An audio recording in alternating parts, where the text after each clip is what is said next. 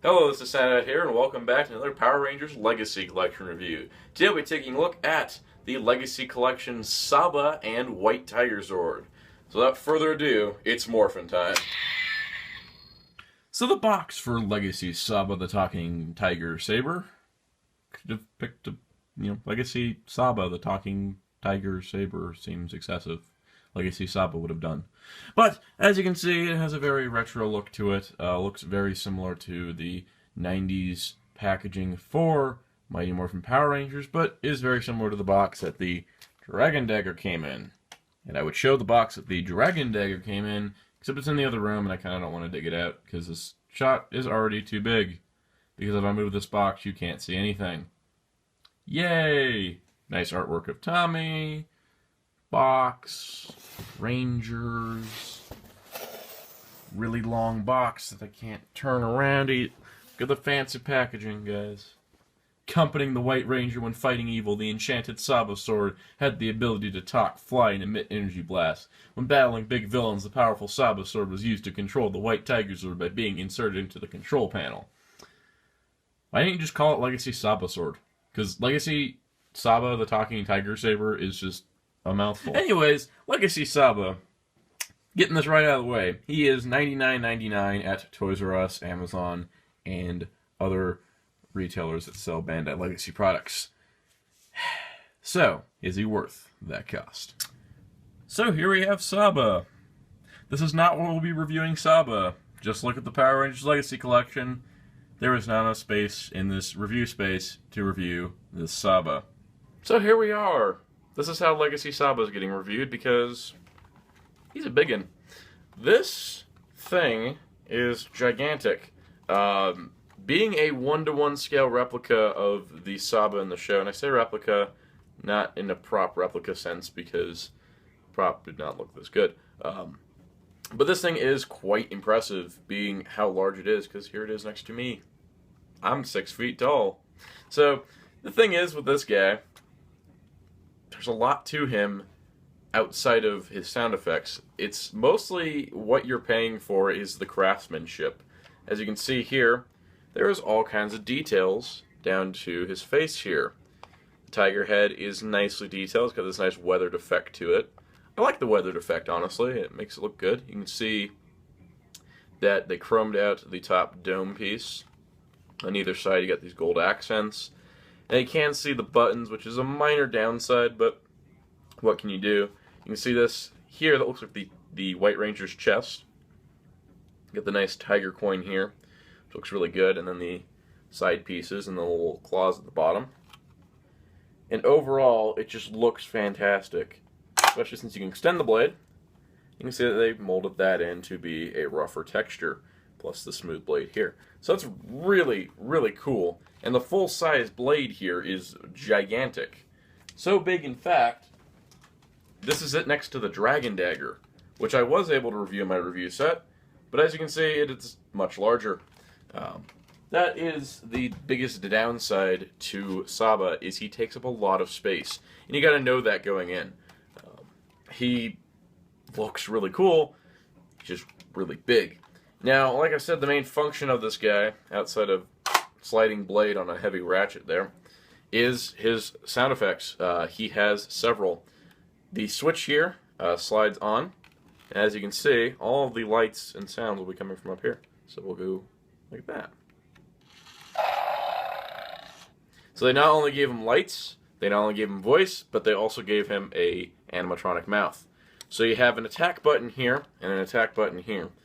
Both do the same thing. They're linked to the same part of the sound box. So therefore attack noises, either for Saba shooting lasers or whatever, or the sword noises. So you got 3 noises there. They like to repeat. Same noises from the Dragon Dagger's attack sounds. But where it gets really cool is the buttons on the back here. You press this button, you get a nice roar. Similar to the sound you get when you turn it on. But if you press this other button here, you get something really cool. Activate the Tigerzord. White Tigerzord. Tiger mode. Battle ready now. Oh, that was most impressive. I'm having difficulty getting through to the Red Ranger. I think you need a bit more power. I'll So you get a cycle of sounds, clips, and quotes from White Light, performed by voice actor Tony Oliver. It's quite nice, and as far as I have heard, it is new recordings for that voice. And that is honestly one of the coolest things about this guy. Wait, Tigerzord! Tiger mode! Battle ready now! And that's his voice clips. And that's pretty much what Legacy Saba is. It is a big prop replica, Legacy Edition weapon. Just like the Dragon Dagger, it's not accurate to the original prop, but it's better than the original prop. And this awesome animatronic feature. Oh, that was most impressive! And Legacy Saba is most impressive. And how I recommend him comes down to, do you want a $100 Tiger Saber? Do you have coupons at Toys R Us or Amazon? I had coupons at Toys R Us. It's how I could afford to get them. But on his base price alone, he is a little pricey. But if you notice how large this weapon is compared to, say, other things like the original Saba, he really is super cool and totally worth the money. But is it worth it to you? That's the question. For me, it was definitely worth owning, and I love having this. This is one of the coolest Power Rangers weapons I've ever owned in my life, and I own a lot of them. So, yeah, Saba's really great. He can activate the Tigerzord. Maybe we should look at the Tigerzord next. Now that we reviewed Saba, I think it's time.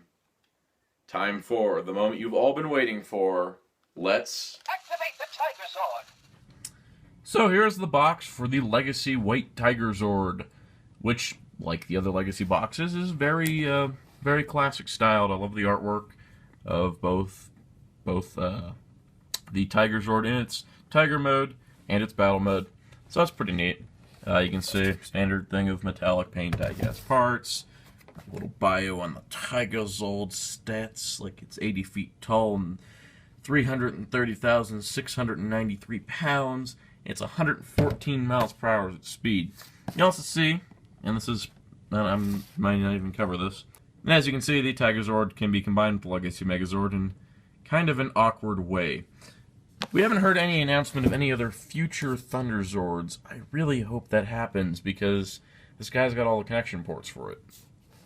Piloted by Tommy the White Ranger, with the use of his Saba sword, the powerful White Tigerzord challenges evil. When extra strength is needed, it combines with the Thunder Megazord to form the Mega Tigerzord. That last sentence right there, the Thunder Megazord mention and the Mega Tigerzord mention, makes me think that the Thunderzords are on their way. Same box art from the Saba. That's pretty neat. I like this box because you can actually move it, which is nice. Appreciated. So here we have the Legacy Tigerzord. This thing is beautiful. The Tiger mode looks almost exactly like the model used in the show.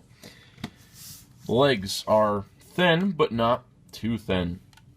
The arms are perfect. They can even move more than just forward and back. They do have kind of an elbow bend going on, which is pretty neat. You can have it kind of posed, sprawled out, just like chilling. I don't know.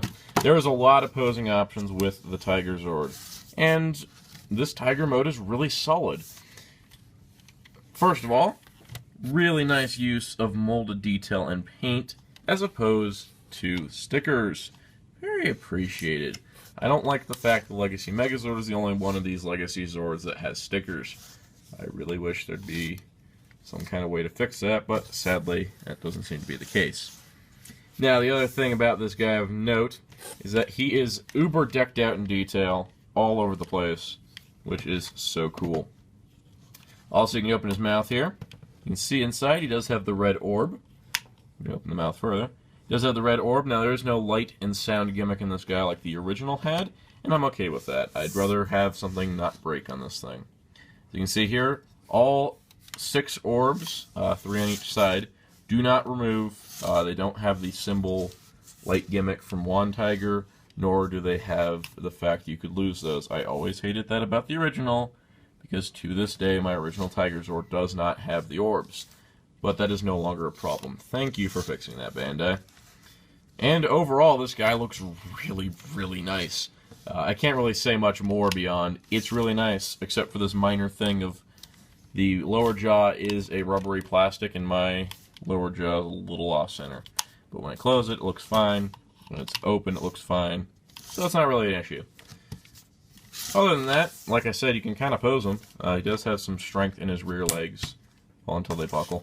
But really nice. Use of die cast. It's in the front paws here and some in the back paws. Exactly where it needs to be. So he is just solid. You're not going to worry about him falling over and breaking. But of course, we need to activate the Tigerzord's battle mode next.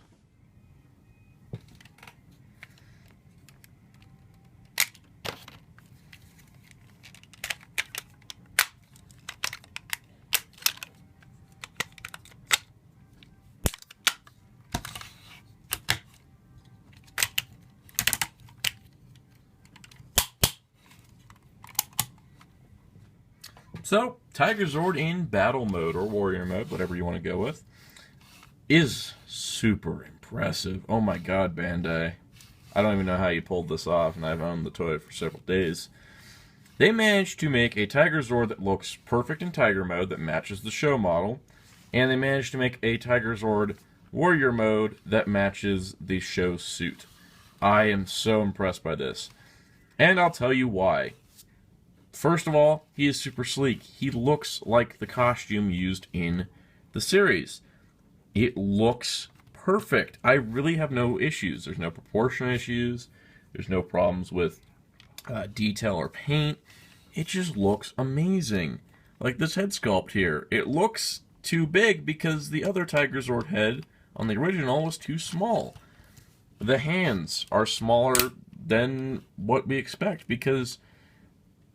and the fact that they're remolded this way to look this way instead of having the weird gaps. The fact he actually has articulation. He's got, standard shoulders, but he has elbows. He has a below the elbow swivel. He has a wrist swivel. He has finger joints. And even a slight outward movement. Plus, these are apparently Zord Builder ports too. Yeah, these are Zord Builder ports. So... this guy's got a lot of posability, plus he can bend his knees. And he can stand. Bent knees and all. This guy is incredible. I love all the detail on here, and I love how you can pose him in more than one way. The wrist swivels are really helpful. Look at that. Because now you can actually have him kind of posed. And I feel like this will work even better when there's a Firebird to attach there. The greatest thing about this Zord is the way it looks, and that's really what it comes down to when you buy Megazords. You're not buying them for the most detailed transformations or articulation. You want accurate transformations, you want it to switch between two modes, and you want it to look good. And this looks better than most other Megazords out there. I am super impressed how they're able to replicate the show's costume so well and have it transform. Plus, give it a nice range of articulation. I mean, he can do the fireball attack. Like, if you rotate these things right, you can have him kind of... yeah, it kind of works, but you can have him kind of moving his arms like that. They move out to the side. You can have them in, and they can move out. It's really great. You can actually have him pull off poses he would use in the show. Now, it's not the most stellar articulation. It's not Transformers level, but he's still super sturdy. Plus, from a combining aspect, his diecast is in the right place. It's up in his chest. It's down in his legs. He is solid. I mean, these leg joints here are metal. That's where you should have metal. You have metal where it's useful. Adding accents to the claws here, that's nice. Having the main chest holster, perfect. Having joints as metal is great. Having other things as metal is not. I'm glad this sword isn't made out of metal. That would be dumb. And I will say his sword does kind of wiggle a little bit in his hand because it does have the opening hand. But that is okay. Now I do want to mention his transformation because he does have all the pieces necessary for the Mega Tigerzord, even though we don't know if any of the Thunder Zords are going to come out. An interesting twist of fate, instead of these being leg connectors, there are Zord Builder pegs now. And while you can leave these in place, they can be removed as well, which works really well for the overall look. So that's really nice, Bandai. Thanks for doing that. But yeah, you get that going on. You slide the chest open. and you can bring down the face mask and lift it up. Now, while this can be seen as combined with the Legacy Megazord, I feel like that's just a placeholder until the Thunderzords are ready. I imagine pricing out the Thunder Megazord is going to be kind of tricky. It's a robot with armor. It's not necessarily just a Megazord 5 components. It's a Megazord that has its own individual robot mode plus, you know, the armor. So I wonder if they're trying to figure out, do they sell the Dragon Zord separately, or do they sell the Thunderzord team separately, or do they sell as one big set, and how much that will cost. I think that's why we got the Tigerzord first. It's the easiest one out of the Season 2 Zords that they can get. Tor is going to be pricey. The Thunder Megazord is going to be pricey. This guy is a lot simpler. And on that note, nice back detail. You can see there are clips here. These are not part of the system holding this. That is a ratchet at the center here. So these are not involved with that. That could easily be the lion chest.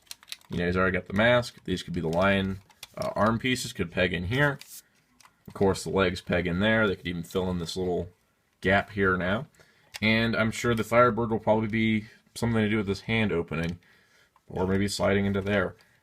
Honestly, I see Thunderzords in our future, and I really hope they do happen this year. It'd be really, really cool. So, the Legacy Tigerzord as a whole is a fantastic Megazord toy. Not just as the Megazord, not just as a standalone Zord, but as something of the beginning of a new era for the Legacy Zords. When these started, we had a die-cast metal remake of a 2010 all-plastic Megazord, and it had a little bit of balance issues. Then we had a Dragon Zord that was kind of added to that, and the die-cast really hurt it more than helped it, especially when you started combining things. Then you had Titanus, who was just massive, and had die-cast kind of in the wrong places, and couldn't really fix the knee stability of the Mega Dragon Zord. But this guy has die-cast right where it needs to be. It looks better, like it looks leaps and bounds better than the original toy, but it looks so accurate to the show that it's kind of freaking me out a little bit, just how close it is.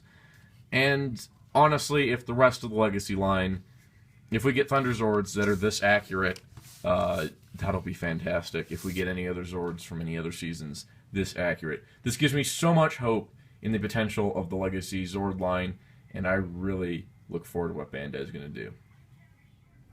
So overall, I am super happy with Legacy Saba and Tigerzord.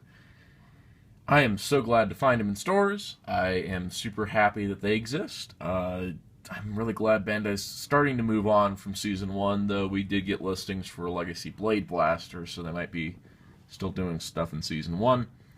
But if this is what we get from Season 2 for now, I am really happy. I love the White Ranger design. I love the Tigerzord. Saba is great. This is some of the stuff that I really like from Mighty Morphin, is more so the Season 2 and 3-ness. A lot of Season 3 for me, but I really like the White Ranger. I am glad to have an SH figure art, a die-cast Morpher, a full-size Saba, and a really great Tigerzord.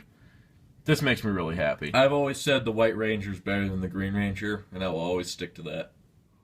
So until next time, be sure to check out HeroTaku.com for all your Power Rangers news and more. And stay tuned. I will be buying Legacy items, because Bandai has really, really impressed me this time. So it's Knox and Sound saying goodbye.